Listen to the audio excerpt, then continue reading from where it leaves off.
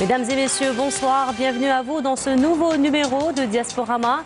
Alors ce soir, nous évoquerons un moment fort dans l'histoire de la révolution algérienne. Nous reviendrons donc sur cette séquence de taille dans l'engagement de l'immigration algérienne pour l'indépendance de l'Algérie, à savoir ces manifestations héroïques des Algériens et des Algériennes qui ont été réprimés par les services de police de la France coloniale un certain 17 octobre 1961. Nous reviendrons également sur cet héritage légué à une nouvelle génération qui se veut donc plus attachante et plus attachée à cette partie de son histoire. Alors pour répondre à nos questions, nous avons convié à ce débat de ce soir Maître Ali Haroun, bonsoir à vous. Bonsoir. Alors vous étiez membre du comité fédéral, vous étiez responsable de la presse et de l'information. C'est un honneur de vous avoir sur notre plateau ce soir. Merci. Bienvenue à vous. Parmi nous également Monsieur Mohamed Le Corso. Alors vous êtes professeur à l'université d'Alger, l'Université d'Alger, donc vous êtes professeur en histoire, bienvenue à vous. Merci beaucoup. Nous avons également, alors on le disait, donc nous avons un petit peu ceux qui nous relatent l'histoire et ceux qui font aujourd'hui tout pour perpétuer cette histoire et pour l'enseigner et la transmettre à la nouvelle génération, à savoir M. Walid Zarzour. Bonsoir à vous. Alors vous venez de France et vous représentez ce soir l'association du collectif 17 octobre 1961, banlieue nord-ouest. Bienvenue à vous, messieurs. Bonsoir. Alors au cours de cette émission, nous aurons au bout du fil M. Cherif Cherfi, qui est coordinateur de l'association collectif 17 octobre 1961. Nous aurons également au bout du fil Mme Monique Hervaux, qui elle-même donc était témoin de cette manifestation et qui a beaucoup décrit donc pour, encore une fois, cette date ne soit pas oubliée et donc qu'elle soit commémorée à chaque fois. Alors messieurs, pour commencer ce débat, nous allons commencer donc par rendre hommage à cette frange de la société, à cette émigration qui a contribué justement à l'éveil de la conscience nationaliste bien avant le 17 octobre 1961, déjà avec la création du 10e front en août 1958. Alors parlez-nous de cette frange de la société, Maître Haroun. Il faudrait peut-être, d'abord je vous remercie pour votre invitation à cette émission qui nous permettra peut-être de parler du 17 octobre, de ses origines, parce que souvent on parle des conséquences du 17 octobre, mais on ne sait pas pourquoi il y a eu cette manifestation. Et puis pour répondre à votre question, là il faut peut-être remonter plus haut. Vous savez, l'apport de l'émigration en France, ça remonte à 1926, lorsque les premiers émigrés ont constitué l'étoile nord-africaine. Déjà à la rencontre anticolonialiste à Bruxelles. Absolument, absolument. Donc nous n'avons pas le temps dans le cadre de cette émission, bien sûr, d'en parler, mais simplement, il convient de rappeler que cette émigration a apporté pas une aide, mais vraiment un apport, j'allais dire, décisif. Autrement dit, l'idée même nationale est née en France. Cette idée de résistance, elle a eu lieu, elle s'est manifestée depuis 1830. Mais après les échecs successifs de résistance armée, la résistance politique, elle est née en 1926 avec la création de l'étoile nord-africaine. Mais ceci nous mène trop loin. Le 17 octobre. D'abord, pourquoi le 17 octobre? En octobre 61, les négociations ont déjà commencé avec le GPRA. Et puis, beaucoup ont accusé la Fédération de France, certains journaux, pour dire les dirigeants de la Fédération de France sont des extrémistes, sont des violents, sont des terroristes. Alors qu'on négocie, ils font des manifestations pareilles. Or, pourquoi il y a eu cette manifestation? Il résulte que, au sein du gouvernement de Gaulle, il y avait deux branches. Celle qui suivait de Gaulle, Michelet, etc., qui était réellement pour la négociation, et la branche Debré, Papon et autres, qui était pour la liquidation du FLN. Quitte, si on doit arriver aux négociations, que le FLN y arrive à genoux et qu'il accepte tout ce que nous allons lui imposer. Donc, on s'était bien rendu compte, les services français s'étaient bien rendu compte de l'importance de la 7e wilaya historique, parce que n'oublions pas que l'argent étant le nerf de la guerre, pratiquement 80% des ressources du GPRA provenant de cette émigration, si on liquide cette émigration, eh bien on met le gouvernement, pas toute la révolution, mais le gouvernement en situation difficile. Le gouvernement provisoire de la République algérienne. Voilà pourquoi, pour tout au long de l'année 1961, il y a une répression terrible. Il serait long de trop raconter, mais on va trouver des Algériens qui sont arrêtés le matin en allant au travail, dépouillés de leurs papiers, jetés dans les canaux de la Seine, jetés dans la Seine. Il y en a d'autres qui sont tout simplement pendus dans les bois, tout ça avec la mention traître au FLN, pour bien laisser croire que ce n'est pas la police, la répression française qui les tuait, mais bien le FLN, en poussant au paroxysme cette idée de l'époque, règlement de compte entre Nord-Africains. Et donc... Alors, justement, vous étiez en train de parler de Papo. Il faut dire que la décision que Papo avait prise était réellement la goutte d'eau qui a fait déborder le vase. Oui, oui. Bien sûr. C'est-à-dire qu'il a obligé la fédération à réagir. Elle a réagi non pas elle-même. Ce n'est pas le comité fédéral qui a réagi. C'est la base qui a demandé au comité fédéral, mais prenez des mesures quelconques, parce que sinon, avec l'arrêté de M. Papon, il faut dire de quoi il retourne dans cet arrêté de M. Papon. Il faut que nos téléspectateurs comprennent ce qu'a dit M. Papon. A priori, si on lit cet arrêté, il est bénin. Mais au fond, il est d'un danger extrême. Cet arrêté prononce ou instaure un couvre-feu spécial pour les Algériens. On ne les appelait pas Algériens, puisqu'à l'époque, c'était les Français musulmans. Donc l'arrêté du 5 octobre interdit aux Français musulmans de circuler après 19h30 ou 20h le soir, jusqu'à 5h30 ou 6h le matin. Voilà, ça c'est important. Alors justement, dans cette lancée, après cette décision, plus de 30 000 Algériens se sont mobilisés justement pour organiser un petit peu cette manifestation qui était pacifique. Faire échec au et donc très vite, elle a été réprimée. Alors justement, Monsieur Corso, comment on peut, sur le plan historique, qualifier déjà la réaction de Papon et à travers lui donc toute l'administration coloniale? Merci de m'inviter. Comment qualifier la réaction de Papon? La réaction de Papon, elle a une profondeur. Cette profondeur, d'abord, elle se rapporte à l'émigration algérienne elle-même, qui date de l'après-Première Guerre mondiale.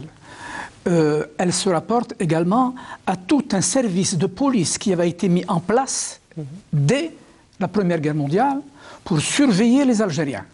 Bon, je ne vais pas donner toute la liste, mais dès 1918, il y a ce qu'on appelle le commissariat général des militaires et des travailleurs africains, chargé de les surveiller.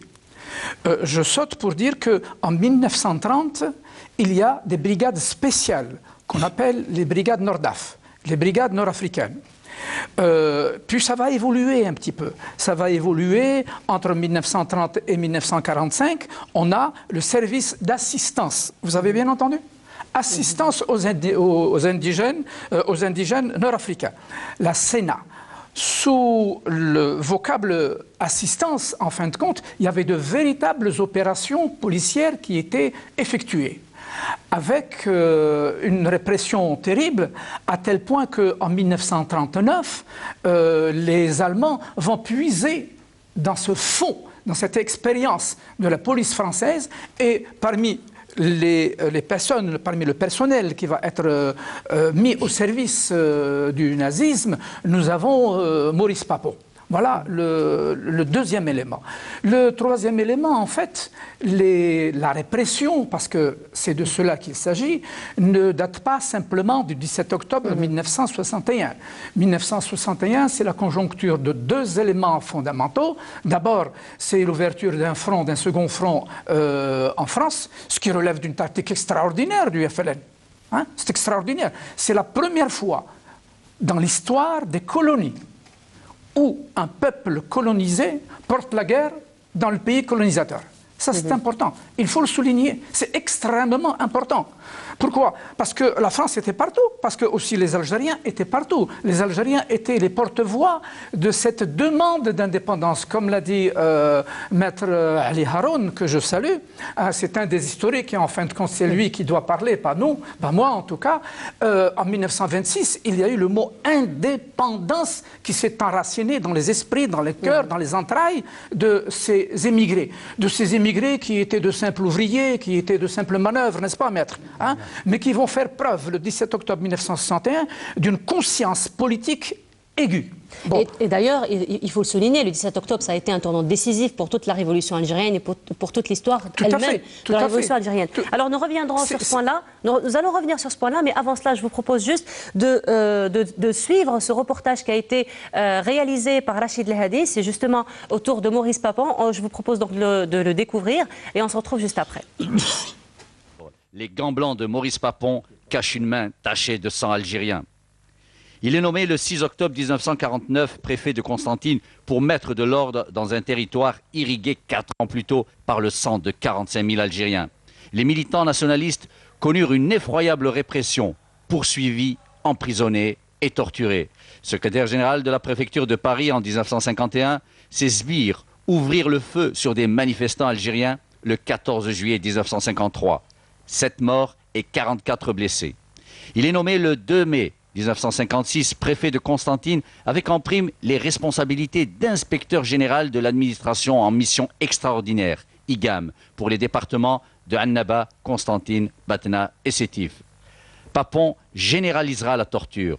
Son règne est également celui des exécutions sommaires. L'homme aux gants blancs est donné comme exemple par le ministre résident Robert Lacoste.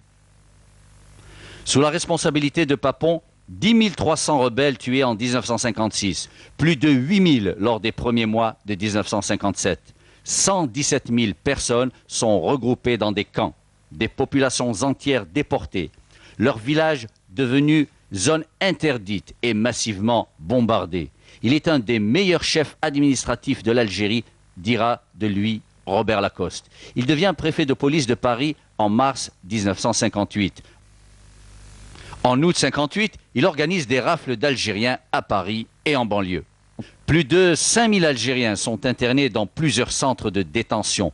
Plusieurs ont été tués au Veldiv, Japy et Beaujon.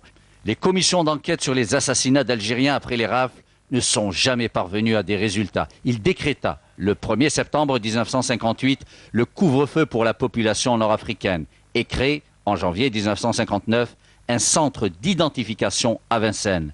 Un camp d'internement dans Paris. Il propose officiellement la mise en place d'une police parallèle pouvant agir discrètement.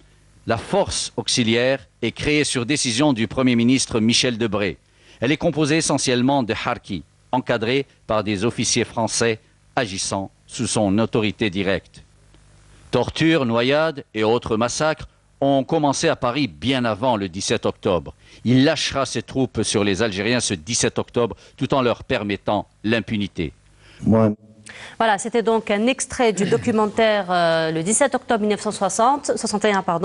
Donc c'est un texte de Montasser Oubatroun qui a été lu par Rachid Lehadi. Alors justement, parmi nous également M. Farid Zerzour. Alors vous, M. Zerzour, vous faites partie de cette nouvelle génération qui est en train d'œuvrer pour que la mémoire donc, soit transmise à la nouvelle génération et qu'elle ne soit pas oubliée dans les archives.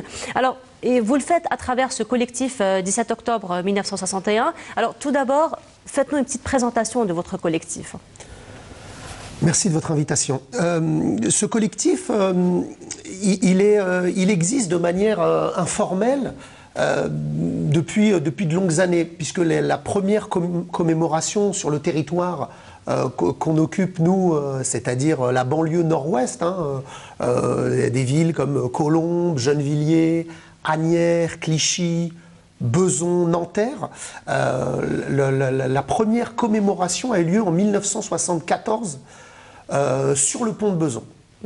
Donc c'est un collectif qui existe depuis déjà de nombreuses années. L'idée c'était de se réunir, de réunir plusieurs bonnes volontés liées à cette mémoire tragique, et de créer des événements parallèles, de pouvoir créer des commémorations qui seraient liées les unes aux autres, où il pourrait y avoir des mouvements de public qui pourraient participer ici et là. Donc, ces commémorations, enfin en tous les cas pour la première commémoration, elle est née de manière,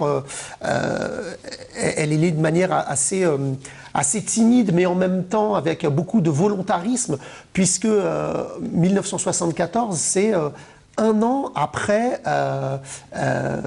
des drames qui se sont passés en France notamment, avec de nombreuses ratonnades. En 1973, on compte plus de 100 morts algériens dans les rues de France, avec de vrais pogroms. Il y a l'attentat du consulat d'Algérie à Marseille, et tout ça débouche sur une vraie volonté de garder en mémoire, d'honorer les martyrs. Donc on revient en 1961. Mais ça se fait de manière assez pudique, puisque la mémoire ou la parole n'a pas été libérée. Voilà, les gens qui ont été victimes de ces atrocités malgré eux, ont essayé de se reconstruire eux-mêmes, et donc ils sont malgré tout enfermés pour ne pas alourdir l'avenir de leurs enfants. Donc ça veut dire que c'est pas pour rien que lors de nombreux attentats malheureux, on met des cellules psychologiques. Là, il n'y a rien eu du tout. C'est-à-dire que c'est des gens qui, encore à l'heure actuelle, sont cloîtrés, enfermés dans cette mémoire-là. C'est pour ça qu'elle a eu beaucoup de mal à sortir. Et en 1974, forme de ras-le-bol, il fallait commencer à parler de ces actions-là. Alors justement, dans cette lancée, on ne peut pas parler du 17 octobre 1961 sans parler des travaux de Jean-Luc Einaudi, d'ailleurs que votre collectif a beaucoup travaillé avec lui. Et là, je vous propose donc de découvrir cet extrait, on se retrouve juste après. Des questions. Pourquoi les Algériens ont-ils fait une manifestation? Alors, cette manifestation du 17 octobre 1961, elle a eu lieu pour protester contre un couvre-feu qui a été décrété au début du mois d'octobre par le préfet de police de l'époque qui s'appelait Maurice Papon. Et il s'appliquait à ceux qu'on appelait à l'époque Français musulmans d'Algérie. Bien, il y a eu un grand cortège de plusieurs milliers d'Algériens qui est parti de la place de la République, qui a remonté tous les grands boulevards jusqu'à la place de l'Opéra. C'était des milliers, il n'y a pas eu le moindre incident. Ça a été tranquille. Et ils sont remontés, et en arrivant à la hauteur du cinéma Le Rex, eh bien là, des policiers ont ouvert le feu, ont tiré. Et puis, il y a eu des charges de police aussi, très violentes. Et puis alors, ce qui s'est passé très vite, eh bien, c'est que des policiers ont jeté des gens dans la Seine. Et ce jour-là, eh bien, du haut de, par exemple ici, là, c'est le pont de Beson, eh bien, du haut du pont de Beson, il y a des gens qui ont été jetés dans la Seine. Dans les jours suivants. C'est terrible, oui, voilà. Donc c'était un extrait que Jean-Luc Einaudi... En fait, je trouve même pas les mots. J'étais en train de dire, expliquer à des enfants, c'est quand même très atroce, c'est quand même terrifiant. Et ça a été un travail pédagogique au profit des enfants algériens qui sont nés donc en France, pour les mettre au parfum, enfin, si j'ose dire, de ce qui s'est passé. Alors justement, que pensez-vous de ce genre de manifestation pédagogique au profit des jeunes? Oui, monsieur Corsia. Excusez-moi. D'abord, il faut rappeler que Jean-Luc Einaudi est un professeur d'histoire. Un professeur d'histoire dans un lycée. Tout son travail, ses écrits, ont un caractère d'abord pédagogique et ensuite informatif. C'est extrêmement important. Oui. Et c'est ce qu'on vient de voir d'ailleurs sur cet extrait du documentaire. Donc vraiment, il y a eu tout un enseignement de l'histoire avec une façon très pédagogique. Maître Haroun, vous vouliez intervenir par rapport à ça? Je dois dire, parce que c'est la vérité historique, que l'ouvrage d'Einaudi sur le 17 octobre n'est pas le premier. Il y en a eu deux autres qui ont été écrits. Mais les historiens français qui ont écrit n'avaient pas accès aux archives du FLN. C'est Enoudi le premier qui, par l'intermédiaire d'un ami commun, m'avait demandé à l'époque de lui remettre le dossier 17 octobre que, par la suite, nous avons remis à nos archives nationales. Ce dossier existe. Donc, Enoudi a eu cet avantage de pouvoir comparer les archives. Il n'avait pas accès aux archives officielles, au moins à la presse française de l'époque et aux rapports faits par notre organisation. Nous avons entre les mains, dans nos propres archives, des centaines et des centaines de rapports sur le 17 octobre. Ces rapports se trouvent aux archives nationales algériennes. Elles ont été remises par Qadoul Adlani de son vivant, par Omar Boudaoud, par Saïd Bouaziz et moi-même. Nous avons remis il y a peut-être une dizaine ou une quinzaine d'années. Malheureusement, je ne sais pas si elles sont classées ou pas encore, mais ces archives existent. C'était d'ailleurs en 2011, c'était d'ailleurs une année qui a été marquée par la remise des archives. Oui. 300 kilos d'archives. Ce que je regrette, et je le dis parce que c'est mon opinion, j'en suis seul responsable, c'est que en Algérie, on a omis de parler du 17 octobre pendant, je crois, peut-être 15 ou 20 ans. Qu'en France, on n'en ait pas parlé, je le comprends.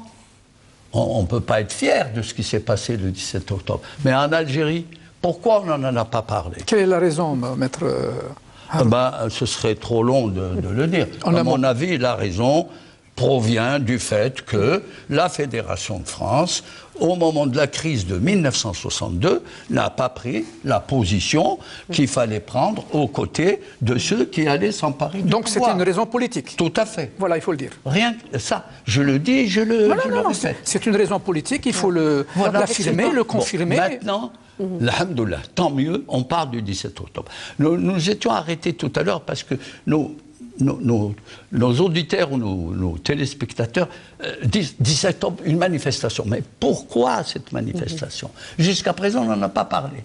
Eh bien, je vous disais que toute l'année 61, il y a eu une répression terrible. Ce serait trop long de le dire ici, mais vous avez un document qui est excessivement important. Il n'est pas écrit par le FLN ni par les Algériens. Il est écrit par un syndicat de policiers anciens résistants et qui s'appelle la déclaration des policiers républicains du 31 octobre 1961, où eux-mêmes racontent tous les méfaits, les crimes qui ont été commis par les services de répression français à l'époque.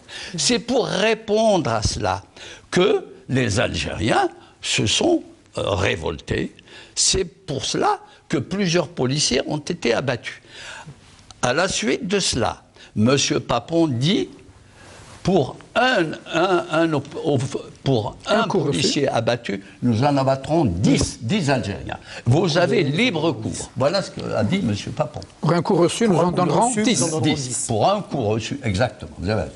Pour un coup reçu, nous en donnerons 10. Et c'est ce qu'ils ont fait. Ils n'en ont pas donné 10. Ils ont donné 20, 30, 40, 50. Nous avons énormément d'Algériens qui ont été abattus clandestinement. C'était des meurtres. Voilà. Justement, vous parlez de victimes, vous parlez des gens qui ont été donc victimisés lors de cette manifestation. Avant la manifestation. Et nous avons... Non, oui. Pardon, mademoiselle. Oui. Non, ces victimes, ce n'est pas les victimes de la manifestation. Il y a une manifestation pour arrêter cette hémorragie de la répression française. Puisque Maurice Papon dit aussi... Maurice Papon dit aussi... Allez-y, vous êtes couverts. Allez-y, il a couvert la police française. Allez-y, vous êtes couverts. Il a couvert la police. Et il faut aussi mettre... Il faut qu'on comprenne. Ce 17 octobre, on parle surtout de ses effets. On ne parle pas de sa cause. Et ce n'est pas tombé du ciel. Ce n'est pas une idée du comité fédéral, ni des dirigeants de la fédération, pour dire allons faire une démonstration. Je dois vous rappeler, mademoiselle, qu'à l'époque, il était interdit par De Gaulle, toute manifestation publique était interdite. Aucun parti politique français dans la France républicaine n'avait le droit de manifester. Or, les Algériens, poussés vraiment étranglés, n'ont eu que cette mesure à prendre, c'est de dire « Monsieur Papon nous interdit de sortir après telle heure. Monsieur Papon, autre chose, interdit aux Algériens de marcher à plus de 3. 3 Algériens qui marchent ensemble sont suspects. Ordre est donné à la police de réagir. Donc, Monsieur Papon ne veut pas qu'on marche à 3. Eh bien, on marchera à 20 000. Et là, on va briser son couvre-feu. Donc, si vous voulez, la décision qui a été prise, elle est longue, vous l'avez dans les documents, c'était 3 phases à suivre, mais la première phase importante, c'est de sortir un premier soir, ça devait être le 14 octobre, puis ça a été reporté au 17, et là, il fallait sortir selon un certain itinéraire. Je voudrais aussi préciser quelque chose d'important. La directive a été donnée par le comité fédéral, non pas parce que lui l'a pensé, c'est à la demande de la base. La base a dit réagissez. Donc le comité fédéral s'est organisé pour faire une manifestation utile, efficace et la moins sanguinaire possible. C'est pour ça, ordre a été donné de ne prendre aucune arme sur soi. Même pas, ni une arme, ni un bâton, ni même un canif. Deuxièmement, il était ordonné d'aller faire cette manifestation pacifique avec femmes et enfants. Si l'on pensait que la police française allait utiliser les armes, il est bien entendu qu'on n'aurait pas demandé aux femmes et aux enfants de participer. Effectivement. Alors justement, toujours dans la lancée de cette manifestation pacifique des Algériens en France, abordant, M. Corso également, la grève des commerçants le 18 octobre, suivie par la grève des femmes le 20 octobre, qui était au fait en filiation avec les événements du 11 décembre. Tout à fait, mais si vous permettez, je reviens juste un petit peu en arrière. Oui. Je reprends un peu ce qu'a dit Maître Ali Haroun. Bon, c'est la base qui a demandé à ce qu'il y ait une réaction. Bon, la base est allée un petit peu plus loin. Elle a demandé à être armée, ce que vous lui avez refusé. Exact. Parce que vous vouliez éviter ce qu'il y a eu, un bain de sang. Exact. Ça, c'est à mettre à l'actif du comité fédéral. C'est extrêmement important. D'autant que le FLN était en fin de compte fort de l'expérience du mouvement national. Il ne faut pas oublier que le 14 juillet 1953, il y a eu une manifestation et il y a eu 6 morts algériens. Il ne faut pas oublier que par la suite, le 26 mars 1958, quand Papon est arrivé, il y a eu une arrestation massive de 400 militants. Il ne faut pas oublier également que cette manifestation, ce boycott, ce boycott du couvre-feu n'est pas le premier. Parce qu'il y a eu un appel le 1er septembre 1958. Et le premier appel de 1958 n'a pas été respecté. Comme n'a pas été respecté également le couvre-feu du 17 octobre. Ça veut dire quoi? Moi, c'est ce qui m'intéresse. Les victimes et tout, c'est extrêmement important, il faut en parler. Et je remercie les jeunes d'en parler. Parce qu'on parle les enfants d'octobre. On parle des enfants d'octobre. Alors, justement, Monsieur Corso, excusez-moi de vous interrompre. Alors, je reviendrai à vous juste un petit moment, parce que nous, au bout du fil, nous avons avec nous Madame Hervaux. Madame Hervaux, bonjour. Oui, bonjour. Bonsoir, comment ça va? Eh bien, ça va, je vous remercie de m'interviewer. Alors, merci beaucoup de nous accorder cette interview par téléphone. Alors, Madame Monique Hervaux, vous étiez témoin donc, lors de cette répression de la manifestation pacifique des Algériens le 17 octobre. Alors, 57 ans plus tard, pardon, qu'est-ce que vous pourriez nous dire? Je pense que le 17 octobre a été vraiment un massacre. D'ailleurs, il y avait un historien qui a été attaqué sur le terme qu'il y avait eu 300 morts à cette manifestation. J'étais dans cette manifestation avec les femmes et les enfants et effectivement, quelques mètres avant le pont de Neuilly, la police a tiré sur les manifestants qui étaient de l'ordre, je dirais, on a dit 30 000, je pense, de 50 000 manifestants algériens qui défilaient pacifiquement. Et là, ça a été, je dirais, un massacre. D'ailleurs, c'est reconnu, ça a été reconnu puisqu'un historien a été attaqué pour écrire dans un livre qu'il y avait eu 300 morts, au moins, et qu'il a été attaqué par Papon, qui a perdu son procès. Et le président de la Cour a bien précisé que ce n'était pas simplement une répression, mais que ça avait été un massacre. Et le problème qui se pose aujourd'hui, si vous voulez, c'est que on a au fond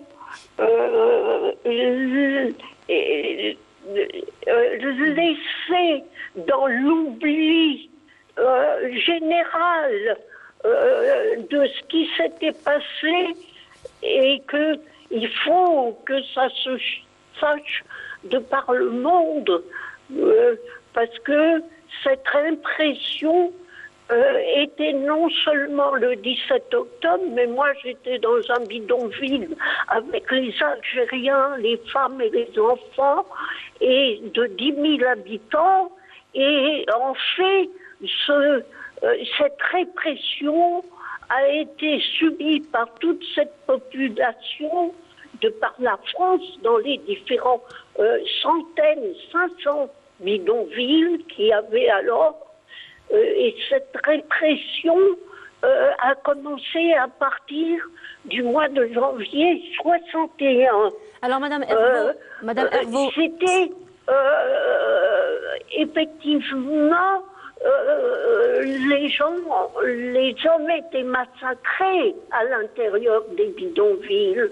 On en a peu parlé, mais moi je me souviens de tout ça et je pense que il faudrait encore approfondir tout ce qui s'est passé, et notamment au niveau de la brigade fluviale, dont soi-disant on n'a jamais retrouvé les archives, et les archives en fait sont cachées à un endroit. Et parce qu'on a jeté, moi j'ai vu des Algériens jetés dans la Seine par la police. Donc il y a tout un travail encore à faire qui dépassera l'ampleur même de ce qui s'est passé le 17 octobre. Madame Herveau, merci beaucoup pour votre intervention, merci beaucoup pour le temps que vous nous avez accordé. Alors on rappelle, vous-même, vous êtes militante de cette cause et vous avez été à l'origine de beaucoup d'écrits, de plusieurs livres donc, qui rappellent ce massacre. Merci beaucoup à vous. Alors il y a, Madame Herveau, à l'instant, a évoqué un sujet très important, un point très important concernant les archives. Alors en plus, donc 2011, on a dit tout à l'heure, c'était une année qui était marquée par la remise de 300 archives sur 300 kilos pardon, sur les 17 octobre 1961. Alors justement, abordant justement la question de l'enjeu de ces archives et surtout les archives dans l'écriture de l'histoire et surtout la falsification de l'histoire, si j'ose dire. Monsieur Colso, peut-être Moi, je crois qu'il y a deux types d'archives par rapport à ça. Il y a deux types d'archives. Il y a les archives de police qui plus ou moins sont exactes, même si Papon avait déclaré en marge du procès en 1997 face à Enoudi, et je crois que Maître Haroun y était, il va nous en parler un moment, il avait dit, parce qu'on lui a reproché le chiffre, il avait dit, je l'ai mémorisé, lui il parle de 3 morts, et il a dit, combien même était-il le 30, c'est le résultat d'une lutte fratricide entre le FLN et le MNA. C'est ce que reprend à son compte Morin, qui était délégué général en Algérie dans un livre publié la même année en 1999. Donc là, on a faussé l'histoire. Ah. Deux, il y a les archives également de la Fédération de France, du FLN, qui sont une source très importante, parce que c'est un ensemble de rapports qui émanaient de la base vers le sommet. Bien. Sauf que ces archives, excusez-moi de le dire, on n'y a pas accès. On n'a pas accès aux archives. Sous différents prétextes. Sous prétextes qui ne sont pas inventoriés, sous de pseudo-prétextes. Sous de pseudo-prétextes. Alors justement, Monsieur Kolso, aujourd'hui, à l'heure actuelle, la nouvelle génération s'attache encore de plus en plus à cette partie de l'histoire, particulièrement comme elle s'attache à toute l'histoire de l'Algérie. Alors vous, vous-même, donc Monsieur Zalzoul, vous faites partie de cette nouvelle génération qui est très attachée à cette partie de l'histoire. Alors vous, donc, à travers votre collectif, vous faites plusieurs manifestations de commémoration. Comment ou qu'est-ce que vous pouvez nous dire sur les commémorations à l'heure actuelle? Alors, je voudrais rebondir sur ce qui a été dit juste avant en ce qui concerne les archives, et les archives amènent directement à la question de la transmission de la mémoire. Effectivement. On a un véritable problème qui est même plus grand, je viens de l'apprendre grâce à Maître Haroun, c'est-à-dire qu'en France, on n'a pas accès, ou très peu, Monique Hervaux demande depuis très très longtemps l'ouverture des archives fluviales, et donc on n'a pas accès à ces archives-là. Il y a les archives qui sont en Algérie, auxquelles a priori on n'a pas encore tout à fait accès ou pas accès, donc il faut rendre hommage à certaines personnes et notamment à un domaine, c'est celui de la culture. C'est-à-dire que nous avons pris connaissance des événements de 1961 grâce à des films, grâce à des documentaires, grâce à des livres. Je pense aux films, je pense à la bataille d'Alger, je pense à des films, les films de Daniel Kupferstein par exemple. Jusqu'à maintenant, on a par exemple des chanteurs. Je pense à Médine qui a écrit une chanson sur la question. Je pense à un youtubeur qui s'appelle John Rachid. Voilà. Donc, on n'a pas accès aux archives, donc les seuls moyens, et il y en a d'autres, je ne les ai pas tous cités, mais le seul moyen d'avoir quelques brides de mémoire, c'est la culture qui nous les a offerts, c'est le documentaire principalement. Et ça, c'est c'est très important, c'est vital pour nous.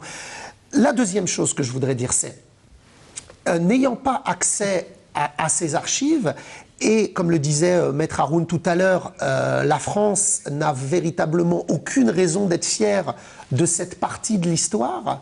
Cette question-là n'est jamais abordée dans les manuels scolaires. Alors justement, on va revenir aux manuels scolaires. Alors vous-même, M. Zalzoul, vous êtes quelqu'un du terrain, donc vous êtes un homme de terrain, vous sortez sur terrain, au profit des jeunes, au profit même, vous rencontrez les anciens dirigeants du collectif et qui ont donc été les artisans un petit peu de cette manifestation. Alors je vous propose de découvrir cet extrait, on se retrouve juste après.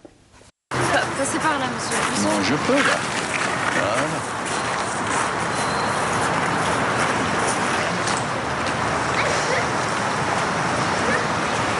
Et c'était quoi votre rôle dans le FLN? Mon rôle dans le FLN? Ah, bien, j'ai rejoint le FLN parce que depuis que nous avions votre âge, nous avons toujours espéré être indépendants. Parce que être indépendant, c'est être maître de soi, et c'est être libre, c'est avoir son passeport, c'est ne pas avoir peur du policier, c'est pouvoir aller dans une administration demander, par exemple, des papiers qu'on vous les donne sans trop vous malmener. L'indépendance est une question de dignité. On ne se rend compte de sa situation, de l'importance. Voilà, alors, Maître Haroun, vous attendiez pas, hein? Non, pas du tout. Ça, c'était la surprise de notre rédacteur en chef, Yazid Ait Mahidi. Il ne voulait rien vous dire, justement. Merci. Je voudrais... Voilà. Alors, justement, juste pour revenir sur cet extrait que nous venons de voir, vous avez vous-même, Monsieur Zalzoul, réalisé. Alors, je m'en souviens plus.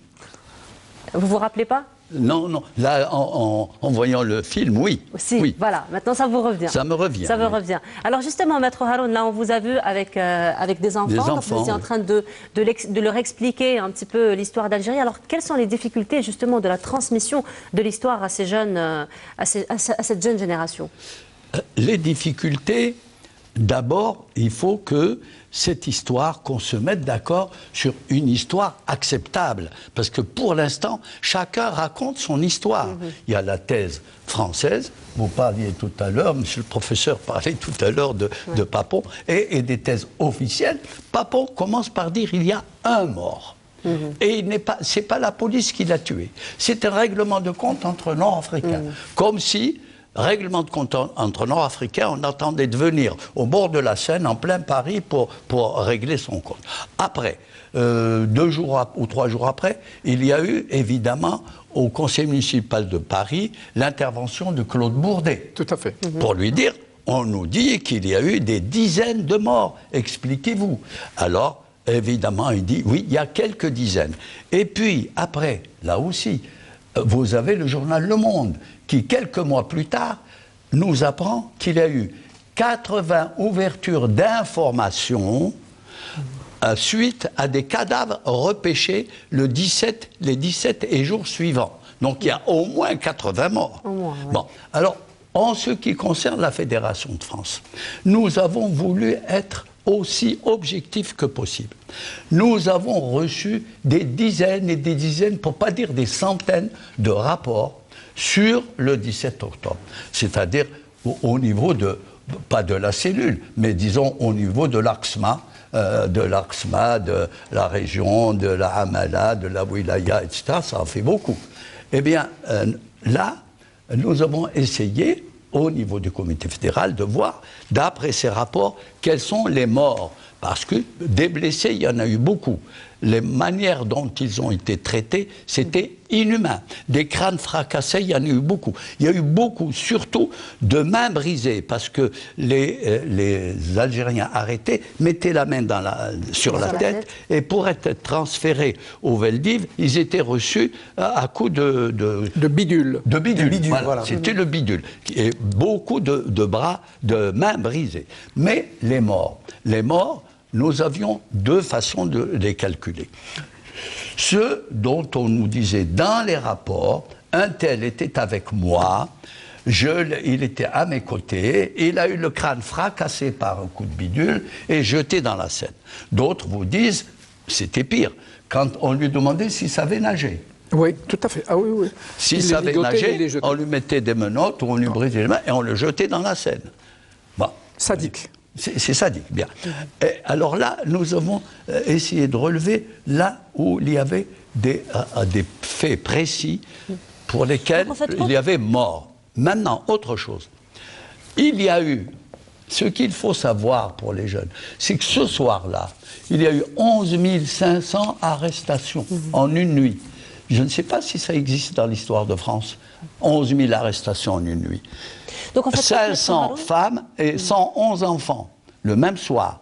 Donc là, avec ces arrestations, il y a eu quoi? Il y a eu des transferts les jours suivants par Breguet de Pont, des transferts de Paris à, soi-disant, au douar d'origine. Excusez-moi, maître, Breguet de Pont, c'est quoi ça? C'était des gros avions. De gros avions à 2 étages. Alors, ces gros avions transportaient les prisonniers. Ces prisonniers étaient officiellement renvoyés dans leur douar d'origine. En fait, ils étaient mis dans des camps de concentration. Et ce qui fait que ceux qui sont partis n'ont pas donné de nouvelles. Donc, on ne savait pas si quelqu'un qui avait disparu était transféré en Algérie ou bien était au fond de la Seine. Donc Maître Haroun, si vous permettez... Laissez-moi terminer. Nous sommes arrivés, nous, à vous dire, dans nos rapports, 200, c'est sûr. C'est le minimum, les 200 morts. Bon, selon certains, on arrive, selon d'autres calculs, à 300 et 400. Le chiffre global, nous disons un minimum de 200. Mais il est certain que c'était supérieur à 200. Alors, là, voilà un chiffre sur lequel on devrait déjà être d'accord. Et pourquoi on devrait être d'accord? Au bout de 60 ans, il faut écrire une histoire crédible. Assez de propagande ou de ceci. C'est un fait historique important. Et puis, autre chose, il faut que vous travailliez beaucoup, parce que c'est aussi bien l'histoire de France que l'histoire d'Algérie. Le 17 octobre ne s'est pas passé sur les bords de l'Harrach. C'est passé sur les bords de la Seine. Donc c'est l'histoire aussi de Paris. C'est des Français qu'on a jetés, hein, oui, alors justement, si vous permettez, c'est pour cela qu'il faut quand même écrire une histoire crédible. Cette dame qui vient aujourd'hui d'intervenir à son âge, c'est une Française.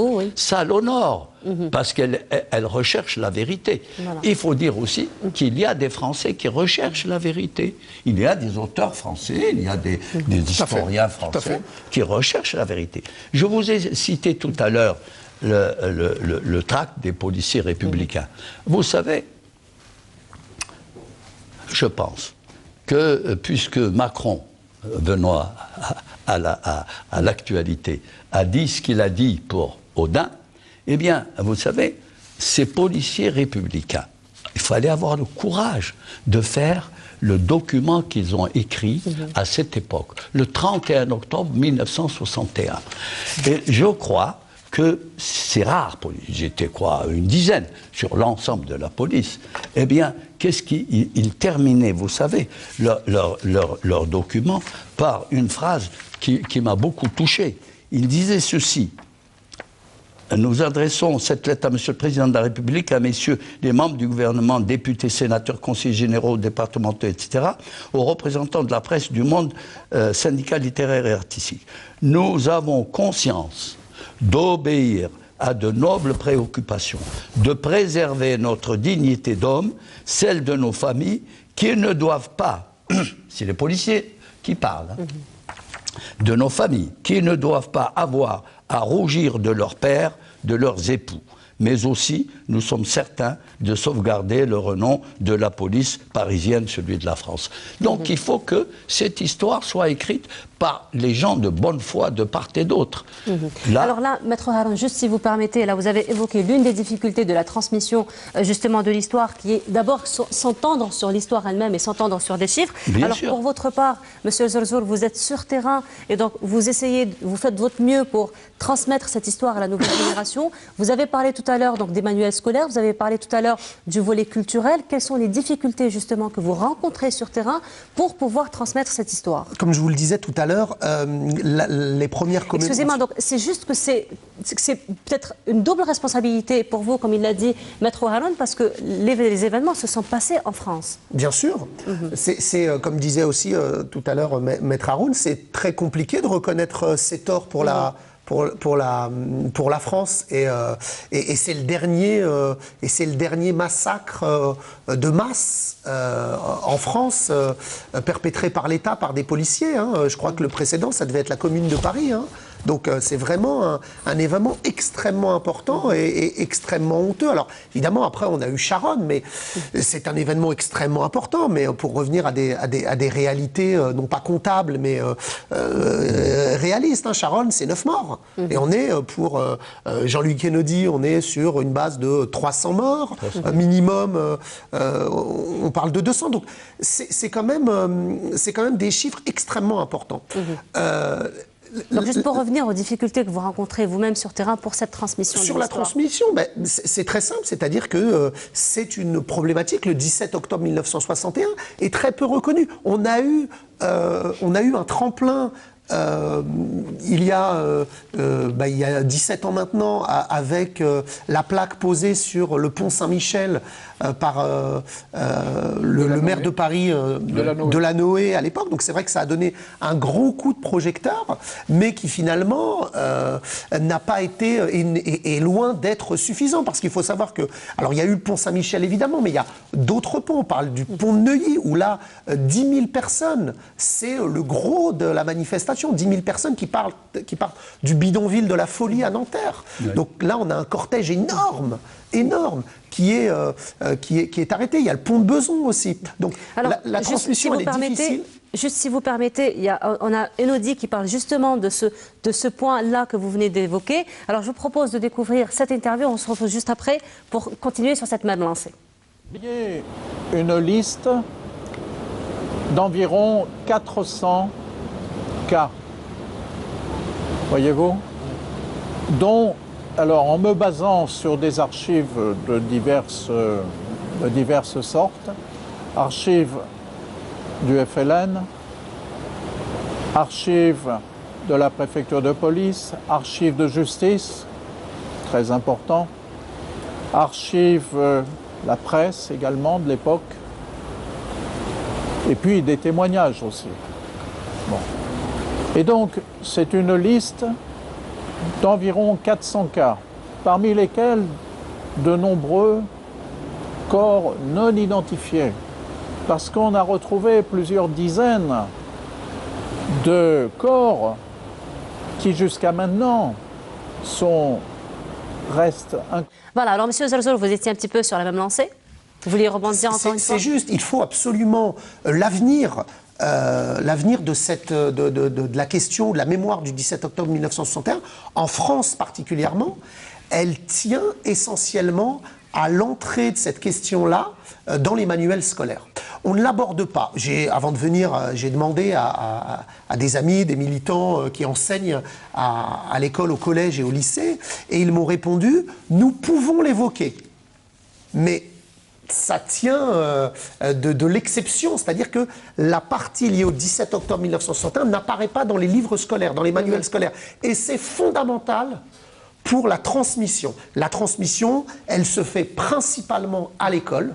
Elle se fait principalement à l'école et elle va pouvoir être musclée, elle va pouvoir être approfondie dans les milieux, dans les associations, chez les militants. Mais la question de l'entrée du 17 octobre 1961 dans les manuels scolaires en France est fondamentale. Et on aura beaucoup de mal à avancer si ça n'apparaît pas. Alors merci beaucoup. Juste un instant, au bout du fil, nous avons M. Cherif Chorfi pour qu'on puisse après le libérer, excusez-moi. M. Cherif Chorfi, bonsoir. Oui, bonsoir. Bonsoir, bienvenue à vous. Merci de nous accorder cette interview. Alors vous êtes coordinateur de l'association collective 17 octobre 1961.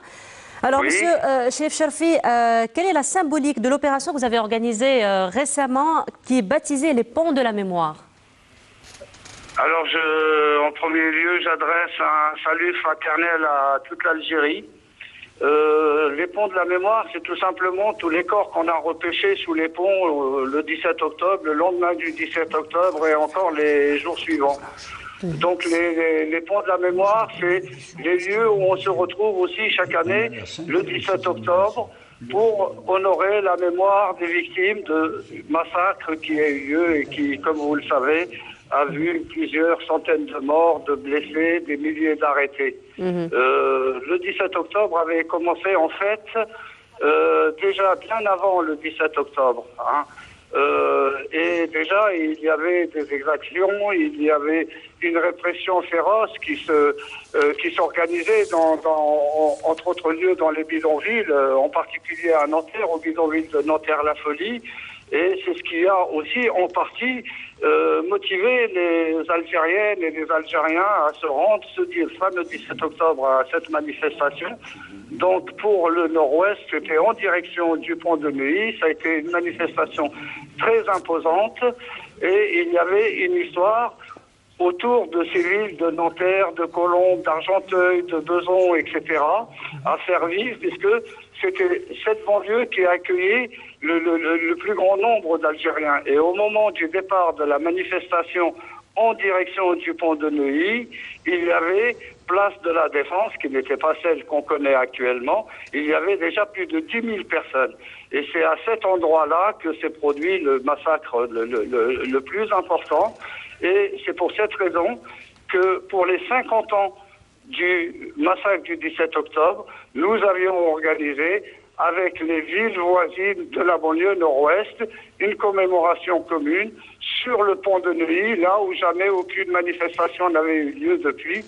Et voilà, et donc aujourd'hui, on poursuit ce travail avec toujours ces communes qui sont autour de nous, avec ces associations, ces collectifs. Pour ainsi dire, voilà, grosso modo. Merci beaucoup, Monsieur Chorfi, pour tous ces détails. Merci beaucoup. Bonne continuation pour ce que vous faites pour l'Algérie et la transmission et donc la préservation de l'histoire de la révolution algérienne. Alors là, nous arrivons un petit peu au terme de l'émission. Mais avant cela, alors je voudrais juste vous poser peut-être une question à vous trois, peut-être peut-être un peu plus à vous parce que vous êtes vraiment en France. Alors comment faire face justement aujourd'hui, loin des tensions passionnelles pour livrer une histoire objective déjà et faire barrage surtout aux tenants de la droite et tous ces lobbies, particulièrement donc à certains des lycées. Alors il y a en ce moment une grosse polémique autour d'un livre qui a été refusé par les lycéens qui ont refusé de le lire, à savoir le porteur du cartable. Alors comment on peut faire face justement à toute cette montée du racisme au niveau de la France ? C'est une question très difficile parce que le racisme, il existe, il y a une histoire du racisme en France, il y a une histoire très particulière avec les Algériens qui a été abordée par... Surtout l'extrême droite, en fait, contre la France, parce qu'on ne peut pas nier d'une autre partie qu'il y a beaucoup de Français qui sont amis de l'Algérie, qui ont combattu pour l'Algérie, qui sont morts pour l'Algérie aussi. Donc c'est beaucoup plus l'extrême droite que la France elle-même. C'est vrai, il ne faut pas noircir le tableau. Le travail se fait au quotidien, de manière très très fraternelle, très fraternelle avec la plupart, mais c'est souvent les brebis galeuses qu'on voit le plus. Mais je vous assure qu'il y a quand même énormément de très bonne volonté. Il y a beaucoup de militants qui ont envie, des habitants qui ont envie de marcher main dans la main avec les Algériens qui vivent en France et les Algériens sur les Français, les Algériens sur les deux bords de la Méditerranée. Alors justement, nous avons une interview de Akli Tadjer qui lui-même est l'écrivain de ce livre, Le porteur du cartable. Alors lui, il revient un petit peu sur ses propos de ces lycéens qui ont refusé d'étudier ce livre. Je vous propose de découvrir cette interview qui a été justement faite par notre rédacteur en chef, Yadidak Mahidine. De rencontres littéraires dans des établissements scolaires. J'ai écrit il y a plus de 15 ans un roman qui s'appelle Le porteur de cartable, qui a été adapté à la télévision, qui est étudié dans les écoles en France et en Algérie. Et dernièrement, il y a une enseignante dans la Somme, c'est-à-dire le nord de la France, qui m'a demandé si j'étais prêt à faire une intervention autour de ce roman qui traite de la guerre d'Algérie auprès de ses élèves qui sont tout de même lycéens, ça faut le savoir, hein. C'est pas des collégiens, c'est-à-dire lycéens, c'est des gens qui vont nous commander demain. Et donc moi j'étais prêt à accepter, bien que ça faisait des années que je ne faisais plus ce genre d'intervention. Pour moi c'était un livre ancien. Et donc elle m'a écrit me disant qu'elle était ravie que j'accepte, mais, et c'est à partir de là que tout a dérapé, elle m'a dit mais il y a eu une levée de bouclier parce que l'auteur n'est pas purement français. Déjà purement français, on imagine ce que c'est. Il y a des mots écrits en arabe dedans. Certains n'ont pas voulu lire le livre parce qu'il y avait des prénoms en arabe. Là, je vous renvoie à Zemmour et sa clique. Mais surtout, ce que je trouvais consternant et qui était révélateur quand même de l'état d'une partie de la France aujourd'hui, c'est qu'ils ne savaient même pas que l'Algérie avait été une colonie française. Donc ils disaient, nous, ça nous intéresse pas ce sujet. Et moi j'ai trouvé que c'était catastrophique, quoi. Et j'allais pas renoncer, je me suis dit, je vais rencontrer quand même ces élèves pour leur expliquer que la France, elle n'a pas commencé hier. Que durant la Première Guerre mondiale, durant la Seconde Guerre mondiale, il y a des soldats qui sont venus du Maghreb, de Tunisie, d'Algérie, du Maroc et d'Afrique, qui sont morts pour eux. C'est-à-dire qu'ils sont partis, qui avaient 20 ans et qui ont laissé leur vie et que leurs familles n'ont jamais revu. Pourquoi? Pour que ces gens-là viennent leur chier sur la tête quelques générations plus tard. Ben ça, je ne l'accepte pas. Et je ne l'accepte pas. Voilà, alors on disait, pendant que l'interview passait, c'est très grave ce qui se passe, donc c'est scandaleux entre guillemets, mais encore une fois, c'est encore une fois une petite minorité, donc c'est pas tous les Français qui peut-être ont cette culture ou justement cette réaction par rapport à ce genre de livre. Alors vous vouliez intervenir par rapport à ce qui était dit? Je vous avoue que je l'apprends là, je l'ai appris, j'en ai entendu parler hier et j'ai vu la réaction de l'auteur aujourd'hui.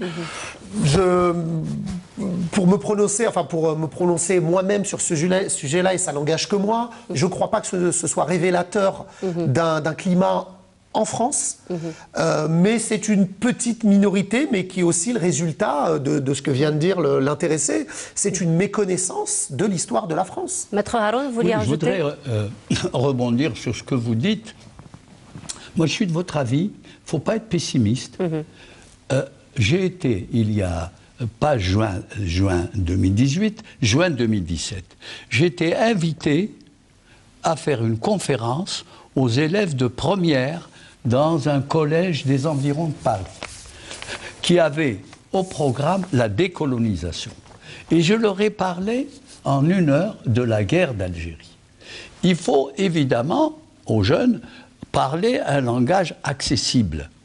Et il faut leur montrer le juste combat des Algériens. Si on explique que la lutte des Algériens s'inscrit dans une perspective de défense des droits de l'homme, de la dignité de l'être humain, du droit à tout être humain d'être libre dans son pays.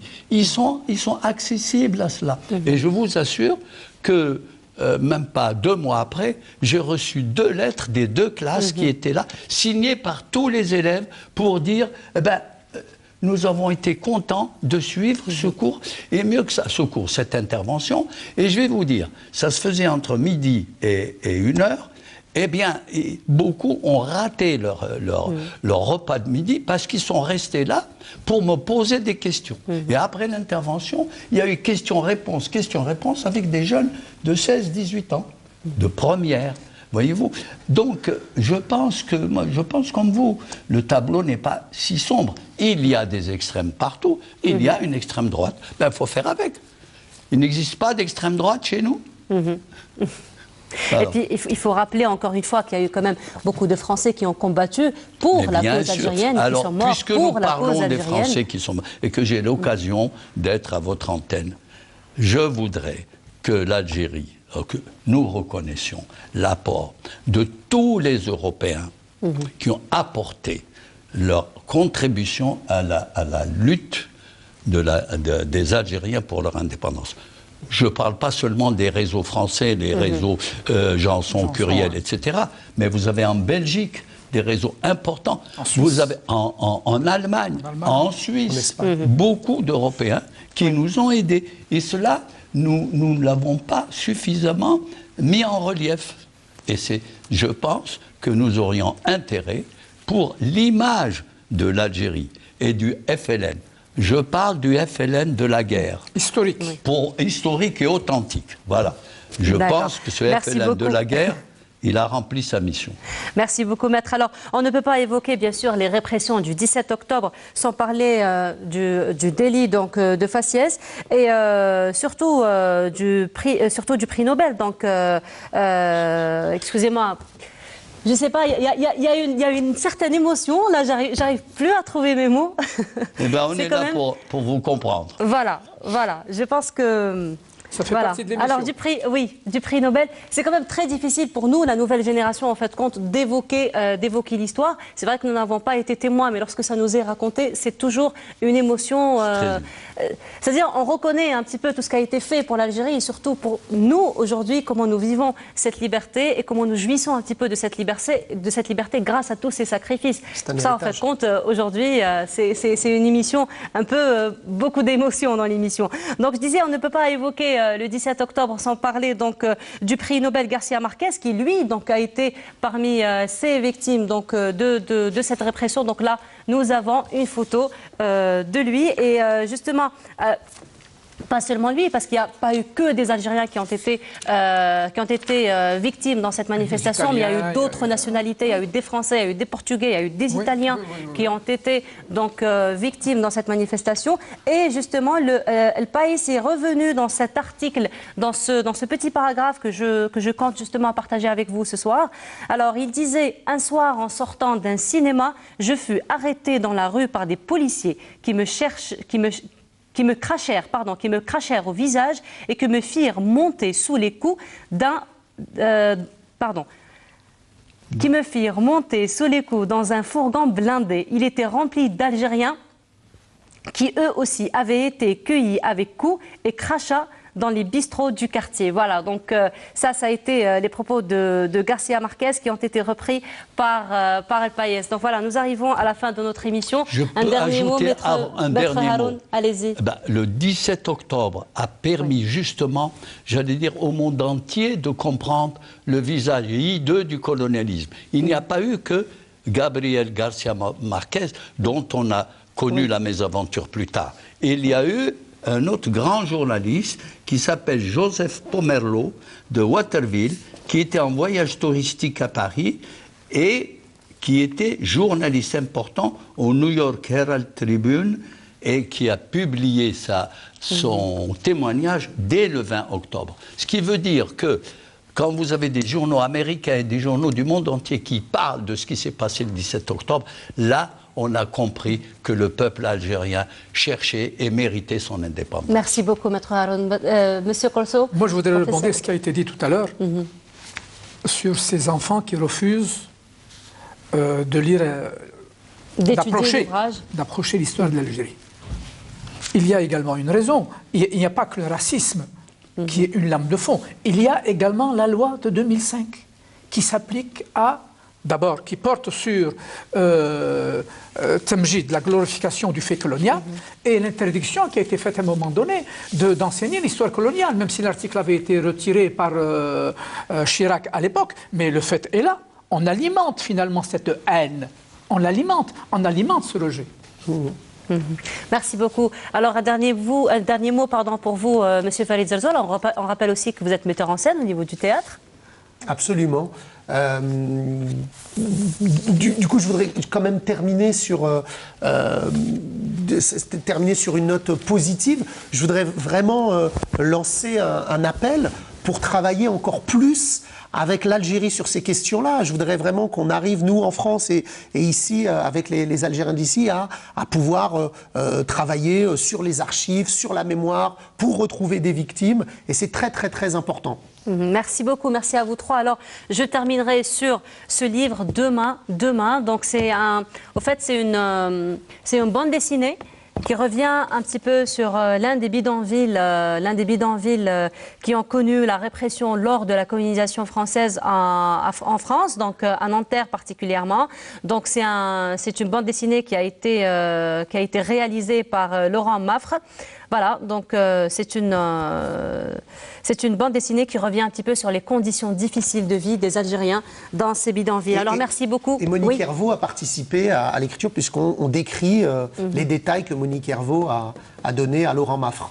Merci beaucoup. Alors je rappelle, était parmi nous en ce nouveau numéro de Diasporama, Maître Ali Haroun. Alors vous étiez membre du comité fédéral responsable de la presse et de l'information. Merci beaucoup d'avoir été parmi nous ce soir. Était parmi nous également le professeur Mohamed El Corso. Vous êtes professeur d'histoire au niveau de l'Université d'Alger. Était parmi nous également Monsieur Farid Zerzor, qui est membre de l'association du collectif 17 octobre 1961, banlieue nord-ouest. Nous avons eu également au bout du fil Madame Monique Hervaux, qui elle déjà était témoin de ces affres, de cette manifestation, qui a connu un bain de sang et qui a de tout temps milité pour l'histoire de l'Algérie, qui a été auteur de plusieurs titres pour perpétuer donc cette histoire. Était parmi nous également au bout du fil Monsieur Cherif Charfi, qui est coordinateur de l'association collective du 17 octobre 1961. Merci beaucoup de nous avoir suivis, merci beaucoup d'être fidèles à cette émission. Alors, si vous avez envie de rebondir sur l'émission, vous pouvez le faire sur notre page Facebook Diasporama. Si vous avez envie de revoir cette émission, vous la retrouverez sur notre chaîne YouTube. Je vous souhaite une agréable soirée avec le reste des programmes de Canal Algérie. Je vous retrouverai avec un très grand plaisir dans 15 jours. Au revoir.